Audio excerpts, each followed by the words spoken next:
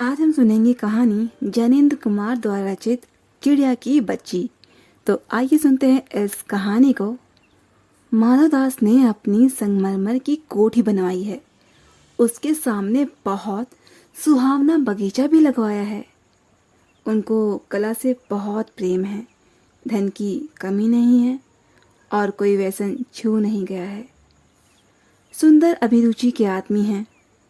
फूल पौधे रकाबियों से हौजों में लगे फव्वारों में उछलता हुआ पानी उन्हें बहुत अच्छा लगता है।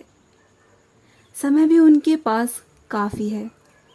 शाम को जब दिन की गर्मी ढल जाती है और आसमान जब कई रंगों का हो जाता है, तब कोठी के बाहर चबूतरे पर तक डलवा कर मसनद के सहारे वे गलीचे पर बैठते हैं और प्रकृति की छटा निहारते हैं। इनमें मानो उन्हें मन को तृप्ति मिलती है। मित्र हुए तो उनसे विनोद चर्चा करते हैं, नहीं तो पास रखे हुए फर्शी हुक्के की सटक को मुंह में दिए ख्याल ही ख्याल में संध्या को स्वप्न की भांति गुजार देते हैं। आज कुछ कुछ बादल थे। घटा गहरी नहीं थी। धूप का प्रकाश उनमें से छन छन कर आ रहा था। माधवदास मसनद के सहारे बैठे थे।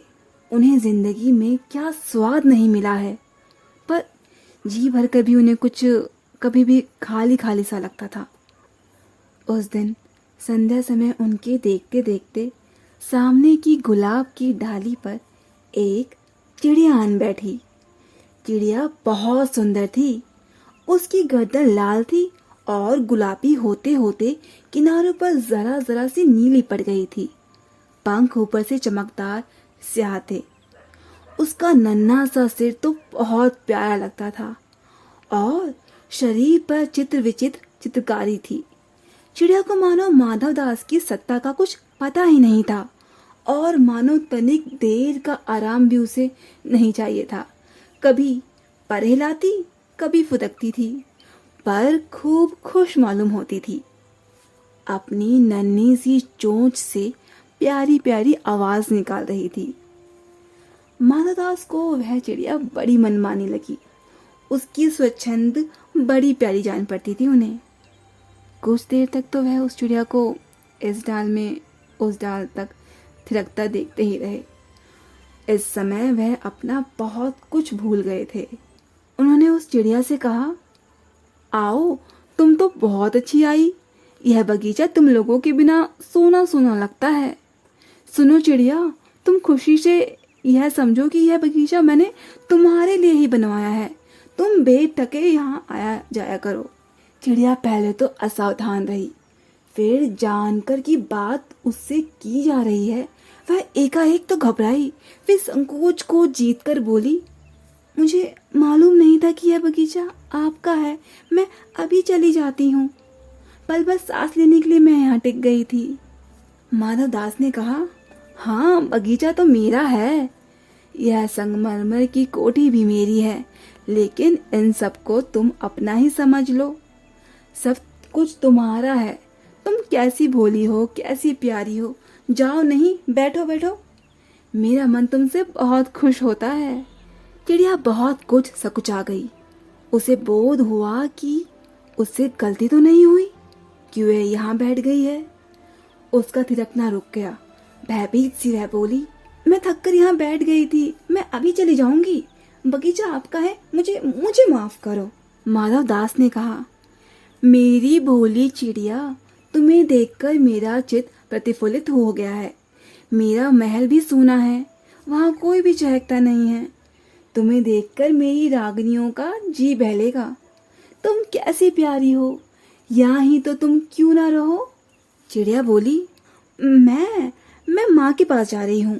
सूरज की धूप खाने और हवा से खेलने और फूलों से बात करने के लिए मैं जरा घर से उड़ आई थी। अब सांझ हो गई है और माँ के पास जा रही हूँ। अभी मैं चली जा रही हूँ, आप सोच ना करें। माधवदास ने कहा, प्यारी चिड़िया, पगली मत बनो।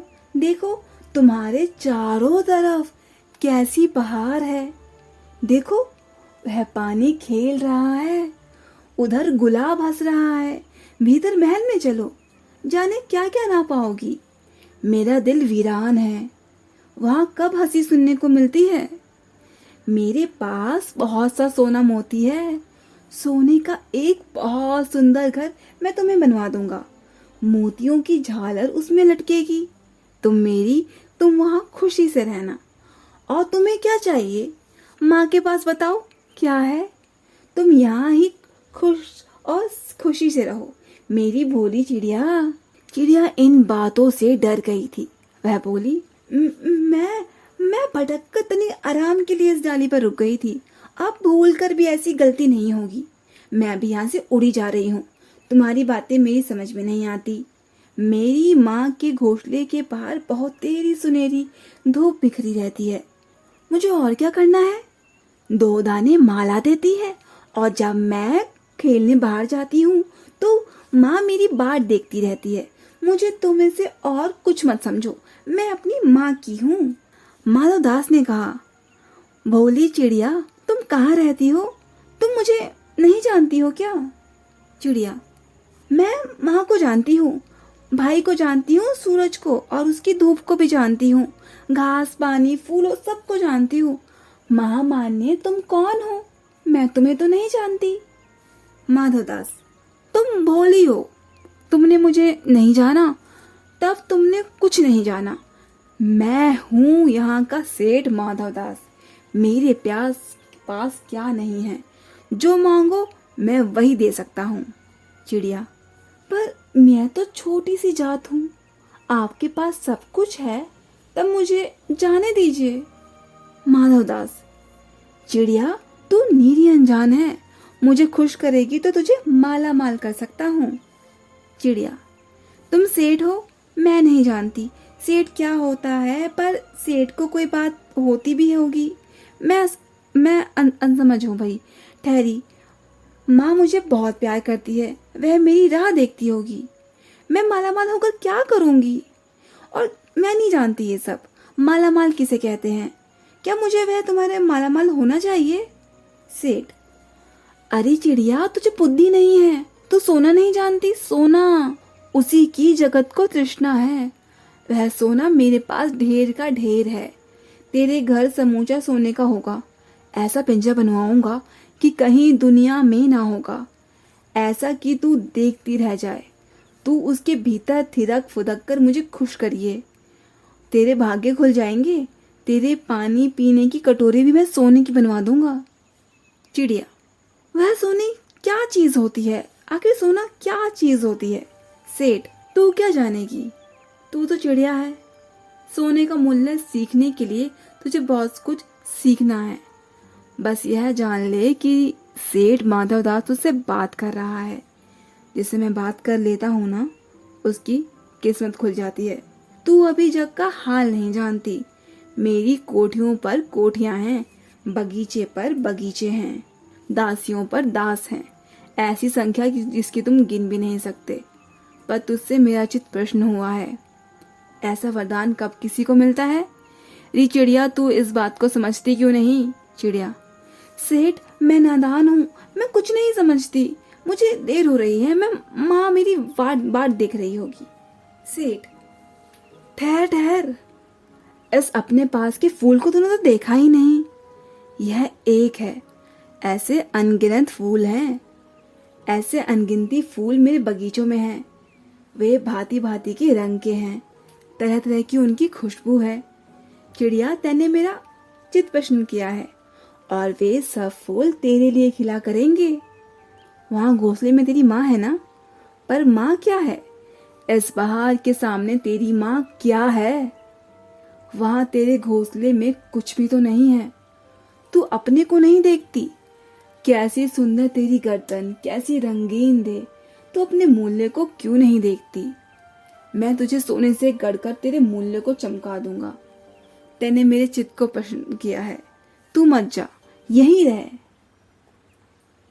चिड़िया, सेठ, मैं अपने को नहीं जानती, इतना जानती हूँ कि माँ है और मुझे यहाँ देर हो रही है। सेठ, मुझे रात मत करो, रात में अंधेरा बहुत हो जाता है और मैं राह भूल जाऊंगी। सेठ ने कहा, अच्छा चिड़िया जाती है तो जाओ, पर इस बगीचे को अपना ही समझो, तुम बड़ी सुंदर हो। ये कहने के साथ ही सेठ ने एक बटन दबा दिया। उसके दबने से दूर कोठी से अंदर से आवाज आई, जिसे सुनकर एक दास छटपट बाहर आ गया। यह सब क्षण भर में हुआ था और चिड़िया कुछ समझ नहीं पा रही थी। सेठ कहते रहे, तुम अभी माँ के पास जाओ, माँ बाट देखती होगी, पर कल ना आओगी ना? कल आना, परसों आना, रोज आना। यह कहते कहते दास को सेठ ने इशारा कर दिया और वह चिड़िया को पकड़ने के जत्न में लग गया। सेठ कहते रहे, सच तुम बड़ी सुंदर लगती हो। तुम्हारे भाई बहन हैं? कितने भाई बहन हैं? चिड़िया, 2 बहन हैं, 1 भाई, पर मुझे देर हो रही है। हाँ हाँ चले जाना, अभी तो उजाला है। 2 बहन 1 भाई, और बहुत अच्छी बात है। पर चिड़िया के मन में तो भीतर ही जाने कैसे चैन नहीं था। वह चौकन्नी होकर चारों ओर देखने लगी। उसने कहा, सेठ देर हो रही है। सेठ ने कहा, देर अभी कहाँ, अभी तो उजाला है। मेरी प्यारी चिड़िया, तुम अपने घर का इतने और हाल सुनाओ, भय मत करो। चिड़िया ने कहा, सेठ मुझे डर लगता है, माँ मेरी दूर है, रात हो जाएगी तो मैं राह नहीं समझ पाऊंगी। इतने में चिड़िया को बोध हुआ कि जैसे एक कठोर स्पर्श उसके देह को छू गया। वह चीख देकर चिचियाई और एकदम उड़ी। नौकर के फैले हुए पंजे ने वह आकर भी नहीं आ सकी। तब वह उड़ती हुई एक सांस में माँ के पास गई और माँ की गोद में गिरकर सुबकने लगी। ओ माँ, ओ माँ। माँ ने बच्ची को छाती से चिपटाकर पूछा, क्या है रे बच्ची, क्या है? पर बच्ची कांप कांप कर माँ की छाती से चिपक गई और बोली, कुछ भी नहीं, बस सुबकती रही। ओ माँ, ओ माँ। बड़ी देर में उसे ढांढस बंधा और तब वह पलक मींच कर उसकी छाती में ही चिपक कर सो गई, जैसे अब वह पलक ना खोलेगी।